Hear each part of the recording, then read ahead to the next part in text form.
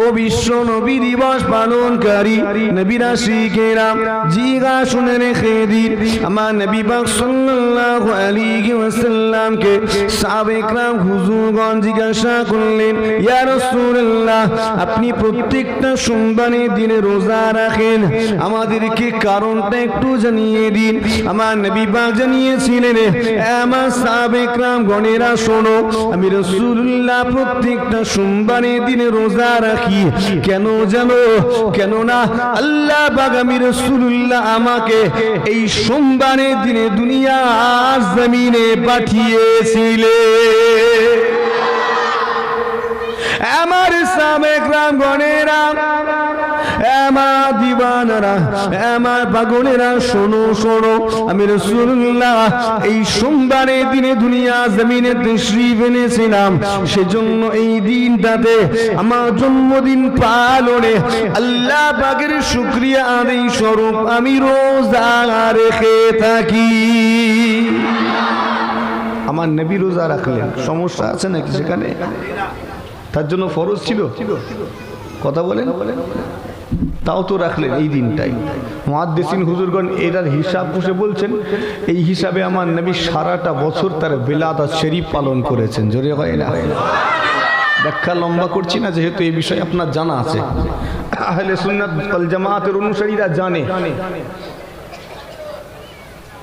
এই সোমবারে রোজা রেখে সামনে সোমবারের অপেক্ষা করছেন এজন্য এই অপেক্ষায় থাকাটাও বিলাদাত শরীফ পালনের শামিল তো এইভাবে সারাটা বছর আমার নবী পার করেছেন তার বিলাদাত শরীফ পালনের মাধ্যমে জোরে হয় না সুবহানাল্লাহ তিনি পালন করলেন সমস্যা নেই প্রত্যেক সপ্তাহে প্রত্যেক দিনে আর আমরা একটু পালন করলে অসুবিধা হয় ফতোয়া দেয় তাও আবার কারা ফতোয়া দিচ্ছে একেবারে মূর্খগুলো কথা ঠিক না বলবো একেবারে জাহেলগুলো তারা ফতোয়া দিচ্ছে মুসলমানের ছেলেরা ও নওজওয়ানেরা তরুণেরা আমার নবী পাক সাল্লাল্লাহু আলাইহি ওয়াসাল্লাম দুনিয়া জমিনে তাশরীফ আনবেন একেবারে সংক্ষেপ করে বলে যাচ্ছি সোমবারের দিনে তাশরীফ আনলেন জিগা খবরটা আবু লাহাবের কাছে জানিয়ে দেওয়া হলো দাসী গিয়ে বলতে লেগেছেন আপনার যে ভাইটি মারা গিয়েছে সেই ছোট্ট ভাই আব্দুল্লাহ ওই আব্দুল্লাহর একটি পুত্র সন্তান হয়েছে ও নওজওয়ানেরা আবু লাহাব বড় খুশি হয়ে গেল কেননা আমার ভাইটা মারা গিয়েছে কিন্তু আমার ভাইয়ের নিশানি আল্লাহ রেখেছেন তার বংশের বাতি আল্লাহ পাঠিয়েছেন আবু লাহাব খুশি হয়ে গিয়েছে খুশি হয়ে সেই দাসীটাকে আজাদ করে দিয়েছিল যখন আজাদ করে এই দুইটা আঙ্গুল দ্বারা ইশারা করেছিল জি আপনাদের জিজ্ঞাসা করি বলুন তো দেখি আবু লাহাব আমার নবী পাকের বিলাদাতে খুশি হওয়ার কারণে তার পরবর্তী জীবনে কোনো প্রভাব পড়েছিল কিনা কোনো প্রভাব পড়েছিল কি হযরতে আব্দুল্লাহ ইবনে আব্বাস হুজুর বর্ণনা করছেন তিনি খ্বাব দেখলেন আবু লাহাবকে কাকে আবু লাহাবকে স্বপ্নে দেখলেন জিজ্ঞাসা করছেন আবু লাহাব তোমার অবস্থা কেমন আছো আবু লাহাব বলছে ভাই তোমাদেরকে ছেড়ে আসার পরে আমার অবস্থা ভালো নেই তোমাদেরকে ছেড়ে আসার পরে এখানে আমি ভালো নেই তবে হ্যাঁ একটা দিন আমি একটু আরাম পাই আমার আযাবটা একটু শিথিল হয় হালকা হয় সেই দিন আমার ভাতিজা মুহাম্মদ দুনিয়ার জমিনে এসেছিল সোমবারের দিন তার এই আগমনে আমি খুশি হয়েছিলাম বলে আমার আযাবটাকে সোমবারের দিন হালকা করা হয় ওর জন্য আমার ইমোশন নেই কোনো রকমের দয়া নেই তো আমার নবীর আগমনে একটা কাফের খুশি হয়েছিল বলে কাফের কবরের আযাবটা হালকা হয়েছে কথা ঠিক না বল শুধু তা নয় আবু লাহাব বলছে সোমবারের দিন আমার এই দুটো আঙ্গুল দ্বারা আমি ইশারা করে আজাদ করেছিলাম বলে এই দিন আমার এই দুটো আঙ্গুল থেকে পানিও বের হয় আমি মুখে দিয়ে চুষি আমার পিপাসা মেটে তো একটা কাফেরকে যদি আমার নবীর বিলাদাতে খুশি হওয়ার কারণে তার আযাব আল্লাহ হালকা করতে পারেন আমরা ঈমানদার আল্লাহ পারেন না ঈমানদারের আযাব চিরতরে মাফ করে দিতে পারেন না পারেননি ঈমানদারের আযাব আল্লাহ চিরতরে তার হাবিবের খাতিরে মাফ করে দেবেন জোরে হয় না আস্তে করে হয় না আলী হুজুরের কথা, ওয়ায়াদখুলুল জান্নাতা বিগাইরি হিসাব, আল্লাহ তাকে বিনা হিসাবে জান্নাতে দাখিল করাবেন। জোরে হয় না সুবহানাল্লাহ। মুসলমানের ছেলেরা জিগা শুনে রেখে দিন, আমার নবী পাক সাল্লাল্লাহু আলাইহি ওয়াসাল্লাম দুনিয়া জমিনে তাশরীফ আনবেন, সবার আগে আমার নবী পাককে যিনি স্পর্শ করেছিলেন তিনি অন্য কেউ নয়, একজন দাসী। জিগা জেনে রেখে দিন, দুনিয়া জমিনে আমার নবী যখন তাশরীফ আনলেন, একটা মহিলা, একজন দাসী, তার নসিব এমন হলো দুনিয়ার মানুষদের মধ্য থেকে সবার আগে আমার নবীকে স্পর্শ করার নসিবই করে নিয়েছিল। ও জানেরা, জিগা সেই দাসীটার নাম বারাকা, যার পরবর্তী নাম হলো উম্মে আইমান। বাজারে গিয়েছেন কিছু কেনাকাটা করতে, মানুষ কিছু দাসী বিক্রি করছে, তো একটা দাসীকে কিনে নিলেন, কালো একটা দাসী, তার বয়স 9 বছর, কেউ বলেছেন 10, তো 9-10 বছরের একটা দাসীকে কিনলেন কেন? আমি বাড়িতে থাকি না, আমার আমেনা থাকে একা, আমি চলে যাই বাইরে, বিদেশে সফর করি ব্যবসার কারণে, তো সেখানে আমেনার একটু সুবিধা হবে, আমেনা কাজের সহায় হবে, গল্প করবে, এই মনে করে ওই দাসীটাকে কিনে আনলেন। আর লক্ষ্য করছেন যেদিন থেকে দাসীটাকে আনা হয়েছে আল্লাহ সেই দিন থেকে বাড়িতে বরকত বাড়িয়ে দিয়েছেন। জোরে হয় না সুবহানাল্লাহ। তো দুইজনে খুব খুশি হয়ে গেলেন। এই বাচ্চাটার, এই দাসীটার নাম রাখলেন, আদর করে নাম দিলেন বারাকা, যেহেতু সে আসার পরে আল্লাহ বরকত দিয়েছেন তার নামটাই দিয়েছেন বারাকা। সেই বারাকা সবার আগে আমার নবী পাককে স্পর্শ করেছিলেন। আমেনা এক রাতে খ্বব দেখছেন, আসমান থেকে একটা নূর এসে আমি আমেনা আমার গর্ভে প্রবেশ করেছে। আমার নবী নূর নবী, একবার জোরে হয় না সুবহানাল্লাহ।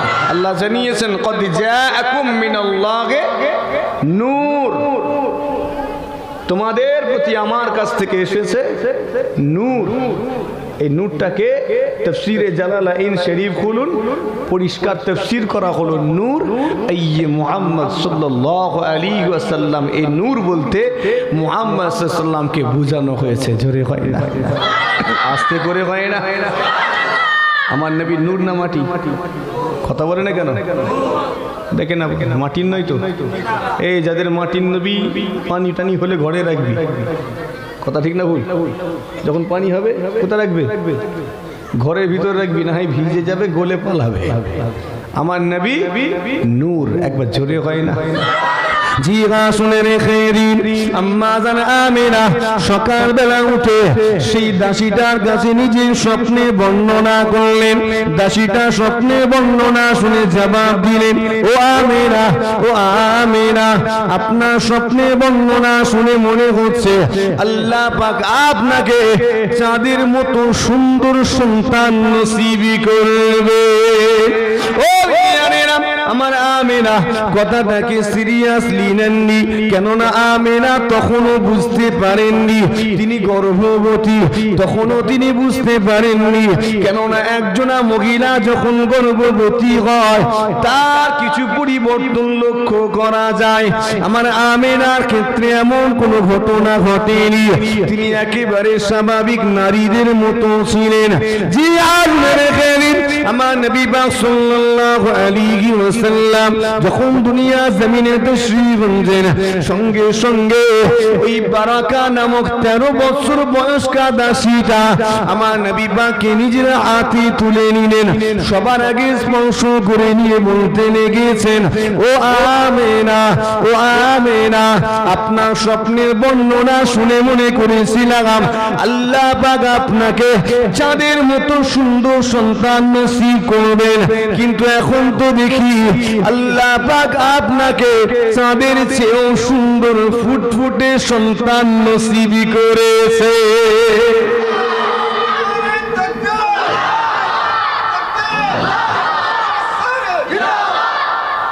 ভেবেছিলাম চাঁদের মতো সন্তান হবে সুন্দর, কিন্তু এখন তো দেখছি চাঁদের চেয়েও সুন্দর। জোরে হয় না সুবহানাল্লাহ। আমার নবীর রূপ আল্লাহ কেমন দিয়েছেন, সাহাবা হুজুর বলছেন আসমানে দেখছি একবার চাঁদটাকে, একবার আমার নবী পাকের চেহারা মোবারক দেখছি, কোনটা বেশি সুন্দর? আল্লাহ আমার নবী চেহারা মুবারক অনেক অনেক গুণ বেশি সুন্দর করেছেন, জোরে হয় না?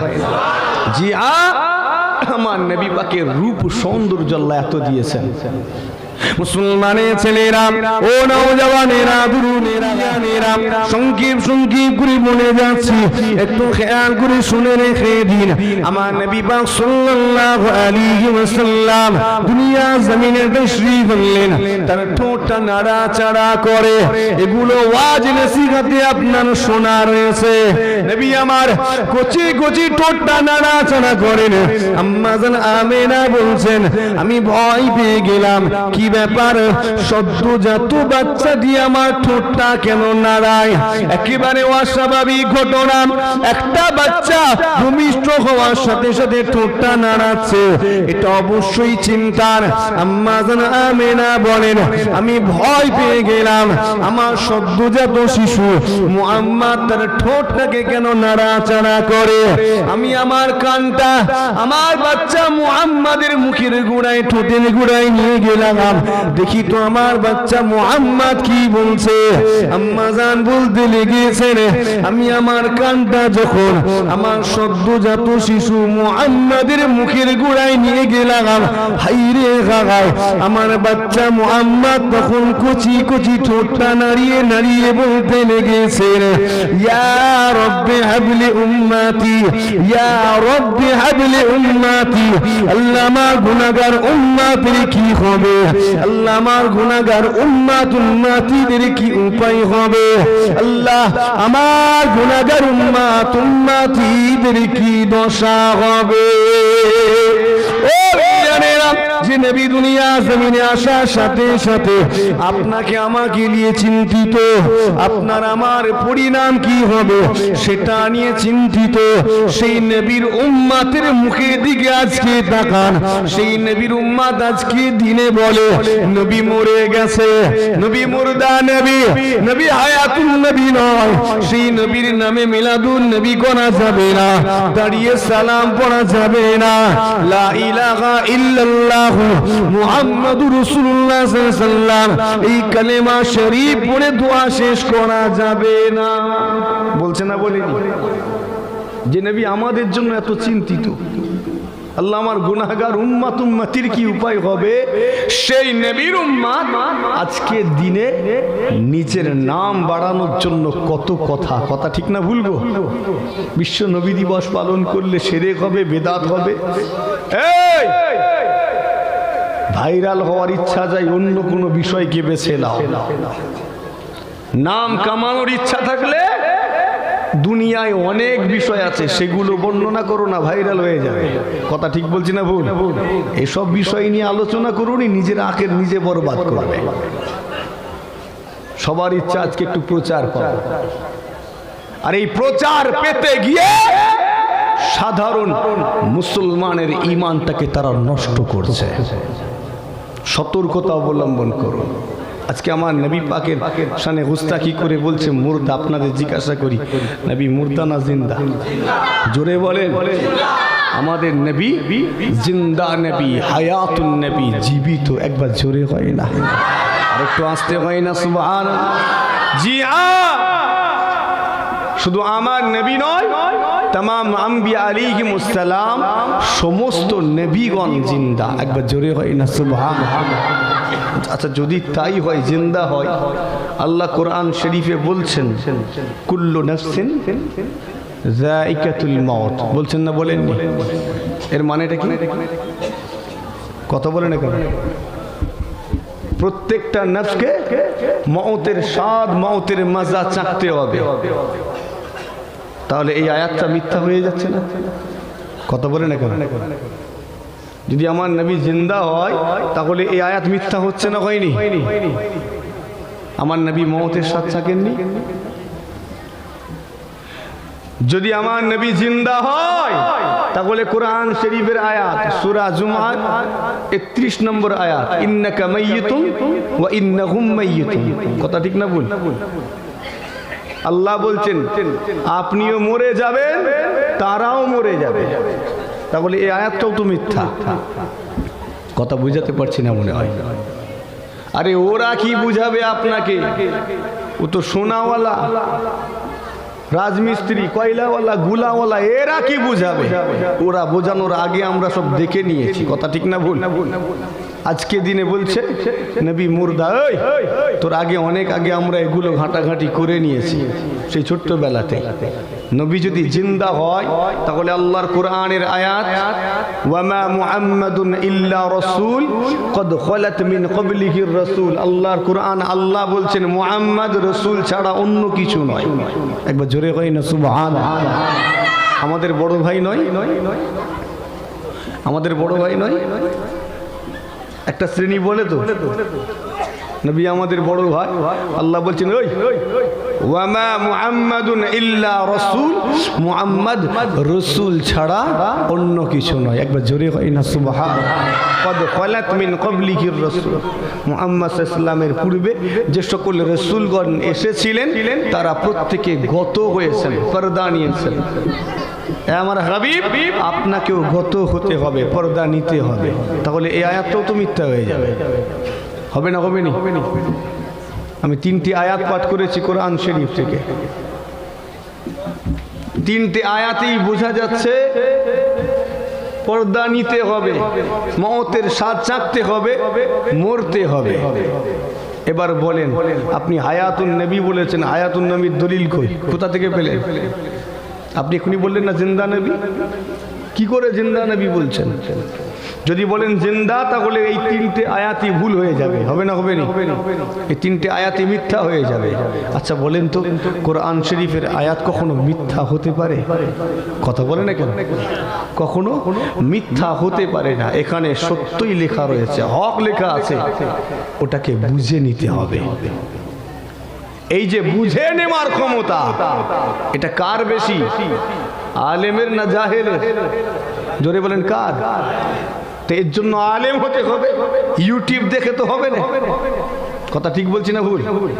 এর জন্য ইউটিউব দেখে হবে না, তোমাকে এর জন্য যেতে হবে কিতাব নিয়ে মাদ্রাসায় যাও, 15 বছর 16 বছর 17 বছর ধরে সেখানে যাতায়াত করো, তবে এর অর্থটা অনুধাবন করতে পারবে, বুঝতে পারবে। আজকালকার যুবক খারাপ ভাববেননি, বাস্তব যেটা ঘটছে। ছোটবেলায় কাজে চলে গিয়েছিল, ওখানে গিয়ে দিন কতক থেকে একটু চর্চা করলো, ইউটিউব দেখে শুনে মনে করলো আমি অনেক জেনে গিয়েছি। তারপরে একটু চটি কিতাব পড়লো, বাংলা মানে কিতাবগুলো বুখারী মুসলিম বাংলা পড়ে এখন মনে করছে আমি অনেক কিছু জেনে গিয়েছি। এবার এসে ফতোয়াবাজি ঘরে বসে বসে ভিডিও করে ইউটিউবে আপলোড করছে। কথা ঠিক না ভুল? ঘরে বসে বসে ফিতনা লাগাচ্ছে। সোশ্যাল মিডিয়া একদিকে ভালো তো আরেকদিকে খারাপ। ফিতনা লাগাতে চান, কোথায় কিছু নেই। আমি দিন কতক আগে দেখছিলাম কোন দেবদেবীকে সঙ্গে নিয়ে মুসলমানদের কিছুকে একসঙ্গে লাগিয়ে ফেসবুকে আপলোড করে দিল, বিশাল গন্ডগোল লেগে গেল। তো ঝগড়া লাগানো আজকাল ফেসবুকে কোনো ব্যাপার নয়, সোশ্যাল মিডিয়াতে কোনো ব্যাপার নয়। তো যেটা বলতে চাইছি, ঘরে বসে ফিতনা লাগানো বন্ধ করুন, হকটাকে বোঝার চেষ্টা করুন। অবশ্যই আমার নবী মওতের স্বাদ চেখেছেন, যদি না চাকেন তাহলে এই আয়াত মিথ্যে হয়ে যাবে। আল্লাহর কোরআন মিথ্যা হতে পারে না। বুঝার ক্ষমতা আপনার নেই, বুঝবার জন্য চলেন উস্তাদের কাছে, আলেমের কাছে, তাহলে বুঝতে পারবে।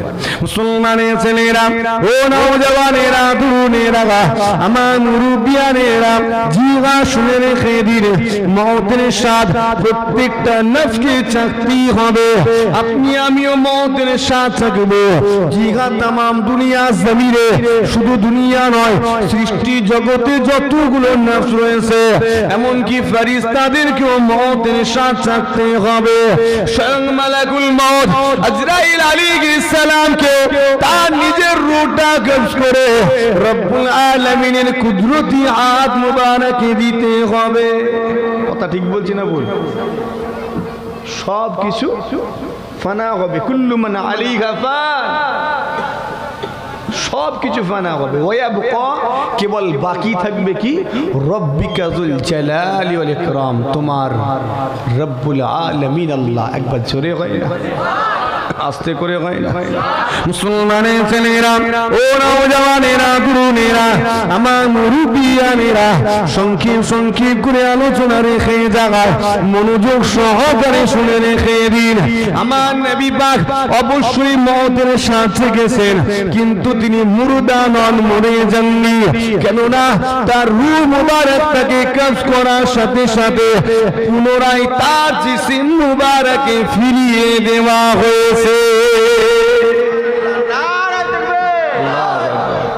আপনার আমার মওতের 7 চাকা, আমার নবী পাকের 7 চাকা, দুটো এক নয়।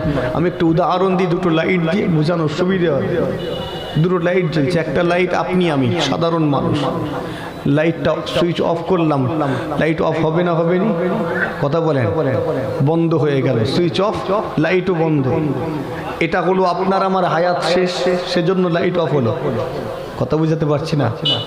আপনার আমার মওতটা, মওতের 7 চাকাটা হায়াত শেষ, সেজন্য সুইচ অফ হয়েছে, লাইট বন্ধ হয়েছে, অফ হয়েছে। আমার নবী পাকের কেমন মওতের 7 চাকাটা কেমন? রূহ কবজ করার সাথে সাথে ফিরিয়ে দেওয়া হয়েছে। তার রূহ কবজ করার উদ্দেশ্য কি? কোরআন শরীফের এই আয়াতের সত্যতা। কোরআন শরীফের এই আয়াত, মওতের 7 চাকতে হবে, 7 চাকানোটা ছিল উদ্দেশ্য। রূহটা কবজ করে ফিরিয়ে দেওয়া হলো। জি হ্যাঁ, আমার নবী পাকের রূহ মুবারক কবজ করার পরে রাখবে কোথায়? রাখার জায়গা আছে? কথা বলেন না, কোন জায়গাতে রাখবে? বলেন কোথায় রাখা হয়েছে? বলার ক্ষমতা নেই। আমার নবী পাকের জিসিম মুবারকই ফিরিয়ে দেওয়া হয়েছে। জোরে হয় না সুবহানাল্লাহ। এর মাঝে কি করা হয়েছে? একটা বড় গামলা নিয়ে গিয়ে চাপিয়ে দেওয়া হলো। ভালো করে বুঝবেন, লাইট অফ করেই অন করা হয়েছে, সাথে সাথে একটা ঢাকনা দেওয়া হয়েছে। আচ্ছা বলেন তো, ভিতরে লাইটটা জ্বলছে না জ্বলেনি? কথা বলেন, ভিতরে লাইট জ্বলছে কিন্তু বাইরে অন্ধকার না? কথা বলে না কেন? এই যে লাইটটা সারা জীবনের মতো অফ হয়েছে, এরও বাইরেটা অন্ধকার, আর এই লাইটটারও বাইরেটা অন্ধকার। দুটো একই রকম বাইরে থেকে, কিন্তু ভিতরে আমার নবী পাকের ক্ষেত্রে জিন্দা রয়েছে। একবার জোরে হয় না, আর একটু আস্তে করে হয় না? যদি বলেন না আমার নবী পাকের রূহ মুবারক কবজ করা হয়নি, তাহলে আপনি মিথ্যা বলছেন, আনাড়িপনা করছেন। কবজ করে ফিরিয়ে দেওয়া হয়েছে। এই মাঝখানে কতটা সময়, কতটা ব্যবধান? আলেম ওলামা হযরতগণ বলছেন 1 সেকেন্ডকে 1 কোটি ভাগ করে নিয়ে একটা ভাগ, এই মাত্র এতটুকু সময়ের জন্য রূহটাকে কবজ করে ফেলে দেওয়া হয়েছে। ব্যবধান ছিল, জোরে হয় না সুবহানাল্লাহ। এই এতটুকু ব্যবধানে ফিরিয়ে দেওয়া হয়েছে। যদি বলেন মরে গেছে, তাহলে আপনার কাছে আমার জিজ্ঞাসা, বলেন এত দিন ধরে ওয়াজ শুনছেন, আমার নবীর জানাজাটা কে পড়িয়েছে? ভাই কে পড়িয়েছে? কেন? একজন নবী, তার জানাজা হবে না? কথা বলে না কেন? মারা গিয়েছে, জানাজা হবে না? আরে মরলে তবে তো জানাজা হবে। আমার নবী তো মরেননি, আমার নবী হলেন জিন্দা, জীবিত। একবার জোরে হয় না? রূহ তো ফিরিয়ে দেওয়া হয়েছে, জানাজা হবে কি করে? কিন্তু জিন্দা।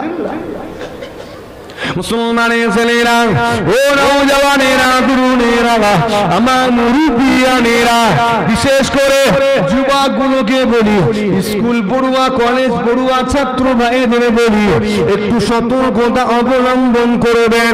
কেননা আপনার ঈমানটাকে নষ্ট করার জন্য তারা আপনাকে নানান রকমের যুক্তি দিবে। মনে রাখবেন, ইসলাম কেবল যুক্তি দিয়ে চলে না। যদি যুক্তি দিয়ে চলতো, তাহলে আমাদের আগে অনেকে ছিল। জি হ্যাঁ, শুনে রেখে দিন, যদি যুক্তি দিয়ে চলতো, তাহলে আল্লাহ বলে আছেন একজন, সেটা প্রমাণ করা যেত না। মুসলমানের ছেলেরা, ও নওজওয়ানেরা, আলোচনাটি ভালো করে শুনে রেখে দিন। আমার নবী পাক সাল্লাল্লাহু আলাইহি ওয়াসাল্লাম হায়াতুন নবী, জিন্দা নবী, জীবিত নবী। শুধু তাই নয়, আল্লাহ থেকে রুজিও দেন, জান্নাত থেকে রুজি পাঠানো হয়। আমার নবী সেই রুজি গ্রহণ করেন, খান। জি হ্যাঁ, শুনে রেখে দিন মুসলমানের ছেলেরা।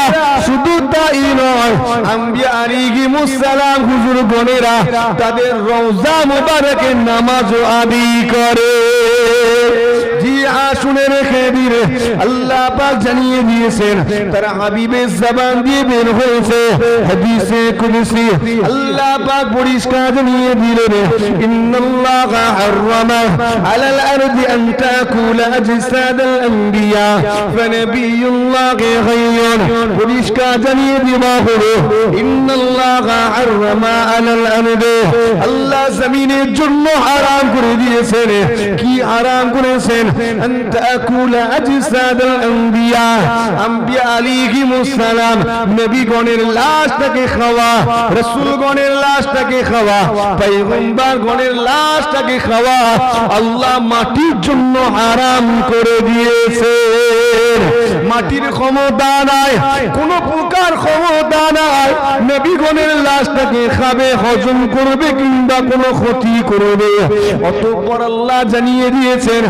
নবিয়ুল্লাহি গায়্যুন আল্লাহর নবীগণেরা হলেন জিন্দা জীবিত মুসলমানের ছেলেরা ও নওজওয়ানেরা তরুণেরা আমার মুরব্বিয়ানেরা সেই জিন্দা নবী আল্লাহ পাক তাকে বিভিন্ন জায়গাতে যাওয়ার পারমিশন দিয়ে রেখেছেন জি হ্যাঁ শুনে রেখে দিন আমার নবী পাক সাল্লাল্লাহু আলাইহি ওয়াসাল্লামকে এই ইখতিয়ার দেওয়া হয়েছে তিনি তার সাহাবায়ে کرام হুজুরদের সঙ্গে নিয়ে পৃথিবীর যেখানে খুশি হাজির হতে পারেন জি আমার নবী পাক ফুরফুরা শরীফে তশরিফ এনেছেন এই কথাটা তাদের বড় আঘাত করেছে তাদের অন্তরটা চূর্ণ বিচূর্ণ করে দিয়েছে নানান রকমের উপহাসমূলক কথা নবীর কোনো কাজে নাই এত দূর থেকে ফুরফুরা শরীফে চলে এলেন মুসলমানের ছেলেরা ও নওজওয়ানেরা শুনে রেখে দিন আল্লাহ তার হাবিবকে যখন ইচ্ছা যেখানে ইচ্ছা হাজির করে থাকে আমার আল্লাহ যদি চান আল্লাহ পাকের যদি মর্জি মুবারক হয় তাহলে আল্লাহ পাক তার প্রিয় হাবিবকে আজকের এই মানিগ্রামের মিলাদুন নবী মাহফিলে হাজির করে থাকতে পারে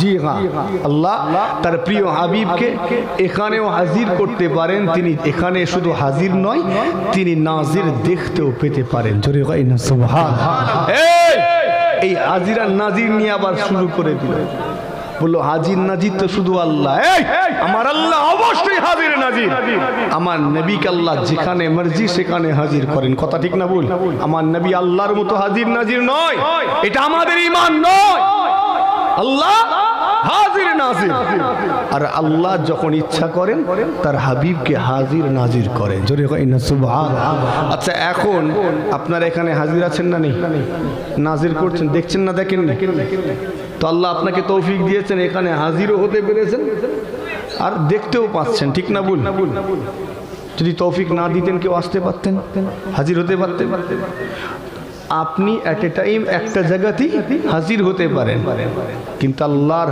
হাবিবকে আল্লাহ ক্ষমতা দিয়েছেন কথা ঠিক না বল তিনি যেখানে খুশি হাজির করতে পারেন জোরে কই না সুবহানাল্লাহ যদি বলেন না তাহলে तमाम দুনিয়ার ঈমানদারদের কবরে আল্লাহ তার হাবিবকে দেখাবেন না দেখাবেন না হ্যাঁ এই দেখো তো এটা কে কার চেহারা একসঙ্গে तमाम পৃথিবীতে কত কবর হচ্ছে না হয়নি আল্লাহ তার হাবিবকে সেখানে হাজির করছেন কি করে যদি বলে আমার নবী হাজির হতে পারবেন না তাহলে আল্লাহর ক্ষমতার উপরে তার ঈমান নেই আল্লাহ সব পারেন ইন্নাল্লাহা আলা কুল্লি শাইইন কাদির একবার জোরে কই না সুবহানাল্লাহ আল্লাহ সর্বশক্তিমান তিনি সব পারেন মুসলমানের ছেলেরা জিগা শুনে রেখে দিন নানান রকমের কথাবার্তা সংক্ষেপ করে বলি আমার নবী পাক সাল্লাল্লাহু আলাইহি ওয়াসাল্লাম যখন মিরাজে যাচ্ছিলেন বাইতুল মুকাদ্দাস মসজিদে যাচ্ছেন মসজিদে হারাম থেকে মসজিদে আকসা পর্যন্ত এই সফরটাকে ইসরা বলা হয় কোরআনে শরীফ আল্লাহ জানিয়ে দিয়েছেন সুবহানাল্লাযী আসরা বিআবদিহি লাইলাম মিনাল মাসজিদিল হারাম ইলাল মাসজিদিল আকসা আমার নবী পাক যখন মসজিদে হারাম থেকে কাবা বাইতুল্লাহ শরীফ থেকে মসজিদে আকসা পর্যন্ত সফর করলেন। জিগা পথে দেখলেন আল্লাহ নবী হযরত মুসা আলাইহিস সালাম তার রওজা মুবারকে নামাজরত রয়েছেন। জি হ্যাঁ, শুনে রেখে নিন। তাহলে নবীগণ তাদের রওজা মুবারকে নামাজও পড়েন। এবারে নবী আমার বাইতুল মুকাদ্দাস মসজিদে পৌঁছে গেলেন, বাহনটাকে বাঁধলেন, অতঃপর বাইতুল মুকাদ্দাস মসজিদে অন্যান্য নবীগণের সঙ্গে দেখা করলেন। সেখানে সকলকে সঙ্গে করে নিয়ে আমার নবী পাক ইমামতি করে 2 রাকাত নামাজ আদায় করেছিলেন। যাওয়ার পথে মুসা আলাইহিস সালামকে দেখছেন নামাজ পড়ছেন। এই নবীদের জন্য নামাজ ফরজ নাকি? একটু কথা বলে, ফরজ তো নয়, তাও নামাজ পড়ছেন। আমি আর লম্বা করতে চাইছি না, অনেক। আবার গেলেন বাইতুল মুকাদ্দাস মসজিদে, বাহন বেঁধে সেখানে সব নবীদের সঙ্গে দেখা। মুসা আলাইহিস সালাম সেখানে ছিলেন না ছিলেননি? সেখানে ছিলেন তো। তিনি ইমামতি করলেন। এজন্য আল্লাহ আমার হাবিবকে বানিয়েছেন কি? ইমামুল আম্বিয়া, সমস্ত নবীগণের ইমাম। একবার জোরে হয় না? সমস্ত নবীগণের ইমামকে আমাদের নবী। জোরে হয় না সুবহানাল্লাহ? মুসা আলাইহিস সালামকে আসমানেতেও দেখা, যখন নামাজ নিয়ে ফিরে আসছে, ফিরে আসার পথেও দেখা। ভালো করে বুঝবেন। এগুলো বলছি কেন? যাতে আমার ভাইদের ইমানটা একটু মজবুত হয়। আমি জানি আপনি যথেষ্ট মজবুত আছেন, আপনার ইমান আল্লাহ এদিক থেকে অনেক দৃঢ় করেছেন। তথাপিও এই আলোচনা কেন? যাতে আপনাকে নতুন করে কেউ এসে কান ভাঙানি দিতে না পারে। এজন্য শোনেন, যখন নামাজ 50 ওয়াক্ত নিয়ে ফিরে আসছেন, কার সঙ্গে দেখা? জোরে বলেন। মুসা আলাইহিস সালামের সঙ্গে। আপনি ফিরে যান, পারবে না, আপনার উম্মতেরা দুর্বল হবে। ফিরে গেলেন, 10 ওয়াক্ত কমলো, আবার ফিরে গেলেন, এইভাবে বারবার দেখা। একটা নবী মুসা আলাইহিস সালাম নিজের রওজাতে নামাজ পড়ছেন, বাইতুল মুকাদ্দাসে নামাজ পড়লেন আমার নবী পাকের পেছনে। আবার আসমানে আমার নবী পাকের সঙ্গে দেখা হচ্ছে। একজন নবী তো, কথা বলে না কেন? 3টে জায়গাতে। কি করে? কথা বলে। একটা নবী 3টে জায়গায়। ভালো করে। আচ্ছা, তখন মুসা আলাইহিস সালাম মওতের স্বাদ শিখেছেন না চাকেননি? কথা বলে। তো তিনি মওতের স্বাদ চাকার পরেতে যদি নিজের রওজায় নামাজ পড়তে পারেন, বাইতুল মুকাদ্দাসে হাজির হতে পারেন, আবার আসমানে আমার নবী পাক সাল্লাল্লাহু আলাইহি ওয়াসাল্লামকে সাহায্য করতে পারেন উম্মতের সুবিধার জন্য, তাহলে যাকে আল্লাহ সব নবীদের ইমাম করেছেন, আল্লাহ তাকে সব জায়গায় হাজির করতে পারেন না? কথা বলেন না কেন? যেখানে ইচ্ছা আল্লাহ হাজির করেন। জোরে হয় না? আর একটু আস্তে করে হয় না? মুসলমানের ছেলেরা, ও নওজওয়ানেরা, তরুণেরা, আমার মুরব্বিয়ানেরা, বর্তমান সমাজে নানান রকমের কথা। তোমাদের নবী যদি জিন্দা হয় তাহলে খাওয়া দাওয়া করছে। যদি কেউ খাওয়া দাওয়া করে তার বাহ্যে যাওয়ার প্রয়োজন পড়ে না? পড়ে। পায়খানা পেশাব লাগে না লাগেনি? নাদানগুলো বলে যদি পায়খানা পেশাব লাগে, তোমাদের নবী তো কবরে পায়খানা পেশাব করে ভর্তি করে ফেলেছে। জোরে বলো নাউযুবিল্লাহ। এই ধরনের কথা আল্লাহ মুখ দিয়েছে, যা খুশি বলবে। হ্যাঁ, এই জান্নাতি খাবার খেলে কারো পায়খানা লাগে, এই জ্ঞানটুকুও নেই, এতটুকু জ্ঞান নেই। মাথায় টুপি দিয়ে ঘুরে বেড়াচ্ছে, এতটুকু জ্ঞান নেই। যখন জান্নাতের খাবার কেউ খায় তার পায়খানারও দরকার পড়ে না, পেশাবে যাওয়ারও প্রয়োজন পড়ে না। কেন? জান্নাতি খাবার খেলে একটা ঢেকুর তুলবে, আল্লাহ সব হজম করে দেন। জোরে হয় না? আস্তে করে হয় না? সুবহানাল্লাহ। নাকি এটা আবার ভেঙে বোঝাতে হবে? আদম আলাইহিস সালাম, হাওয়া আলাইহিস সালামকে আল্লাহ জান্নাতে রাখলেন, সব বিষয়ে স্বাধীনতা দিলেন, গরু খাও দাও মौज মস্তি করো, কিন্তু এই গাছের ফল খাবে না, নিষেধ করেছিলেন না? তারপরে ফলটা খেয়েছিলেন তো, খাওয়ার পরে নামিয়ে দিলেন। কেন? পায়খানার বেগ লেগেছে। কথা ঠিক না ভুল? আচ্ছা, এতদিন খাওয়া দাওয়া করলেন, পায়খানা লাগলো না, এখন খেলেন, লাগলো কেন? এতদিন খেয়েছেন জান্নাতি খাবার। কথা ঠিক না ভুল? সেজন্য পায়খানা পেশাবের প্রয়োজন পড়েনি। একবার জোরে হয় না সুবহানাল্লাহ? আর একটু আস্তে করে। মুসলমানের ছেলেরা, ও নওজওয়ানেরা, তরুণেরা, বোনেরা, খুবই সংক্ষেপ করে বলে যায়, আপনারা আমাদের ভালোবাসেন, মুহাব্বত করেন, পিয়ার করেন, আওলাদের রাসূল মনে করে মুহাব্বত করেন, তাকবীরের ধ্বনি দেন, এটা তারা সহ্য করতে পারে না। আওলাদের রাসূল দুনিয়া জমিনে যেখানে যেখানে রয়েছে আমরা তাদের সম্মান করি, ভালোবাসি, কেননা আমার রাসূলের খানদান আসছে, আমার রাসূলের আওলাদ আসছে, এটা সহ্য করতে পারে না। আজকের মোল্লাজি লাভ মেরে স্টেজে উঠে বললো, স্টেজে উঠে পড়ে বলতে লাগলো, আজ ভারতবর্ষে জমিন, বাংলাদেশ, পাকিস্তানে এত আওলাদের রাসূল কোথা থেকে এলো? রাসূলের তো কোনো আওলাদই ছিল না। শুনেছেন এমন কথা? হ্যাঁ, এটা আমার কথা নয়, তার কথা। বলছে রাসূলের তো কোনো আওলাদই ছিল না, এত আওলাদের রাসূল কোথা থেকে আমদানি হলো? এই একটু কিতাবটা পড়, একটু কিতাবটা পড়, তাহলেই তো পরিষ্কার হয়ে যায়। ও যে কথাটা বলেছে রাসূলের আওলাদ ছিল না, রাসূল নিঃসন্তান ছিলেন, এইভাবে বলেছে। রাসূলের কোনো সন্তান ছিল না, নিঃসন্তান, বেআওলাদ ছিল। এই কথাটা কার কথা? এই কথাটা হলো কাফেরদের কথা, মক্কার বেদিনগুলো যারা আমার নবীকে দমাতে চেয়েছিল তাদের কথা। কথা ঠিক না বল? তারা বলেছিল না, হে মুহাম্মদ তুমি তো আবতার। আবতার মানে কি? নির্বংশ, নিঃসন্তান, বেঔলাদ, শিকড় কাটা, ছিন্ন মূল। আরবিতে কি বলা হয়? আবতার। আমাদের এলাকায় যদি কারো বাচ্চা না হয় তাকে কি বলা হয়? আটকুড়ো অথবা বাঁচা, এরকম নানান রকম কথা বলা হয় না, হয়নি?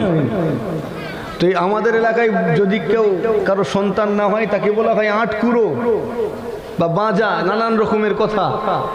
তো আরবে বলা হতো আবতার, নির্বংশ বা নিঃসন্তান, কোনো সন্তান নেই বলেই বলছে আমার নবীর যে সন্তান ছিল, আওলাদ ছিল 4 জন, তারপরে বলছে না 3 জন, একজনের 2টো নাম ছিল। ভালো করে বুঝবেন, একজনের 2টো নাম ছিল। তো তারা প্রত্যেকে আমার নবী পাকের জীবদ্দশায় ইন্তেকাল করেছেন। নবী আমার হায়াতে ছিলেন, এই অবস্থায় তারা দুনিয়া থেকে পর্দা নিয়েছেন। তার ভাষায় মারা গিয়েছে, আমাদের ভাষায় মারা যায়নি। কথা ঠিক না ভুলবো? পর্দা নিয়েছে, তারা পর্দা নিয়েছেন আমার নবী হায়াতে থাকা অবস্থায়। তাহলে আমার নবীর আওলাদ এলো কোথা থেকে? তাদের আবার সন্তান হলো কি করে? মোল্লা লাফ মেরে উঠে পড়েছে, মনে করেছে আমি মাথা কিনে ফেলেছি। ভাইরাল হওয়ার ইচ্ছা তো অন্য কাজ কর না বাবু, কেন মাসলা মাসাইল নিয়ে শরীয়তে মানুষগুলোর ঈমান নষ্ট করছে। আপনারা খারাপ লাগছে নাকি? আপনাদের এই আলোচনার দরকার আছে না নেই? এই সমস্ত কথা বলে আপনারা আমার ঈমানকে দুর্বল করছে তো। মুসলমানের ছেলেরা, ও নওজওয়ানেরা, তরুণেরা, মুরব্বিয়ানেরা, শুনে রেখে দিন, এই কথাটা বলেছিল মক্কার ওই কাফিরগুলো, আবু জেহেল, আবু লাহাব, উতবা, শাইবা, শিবা, আমার নবী পাককে কষ্ট দিয়েছিল।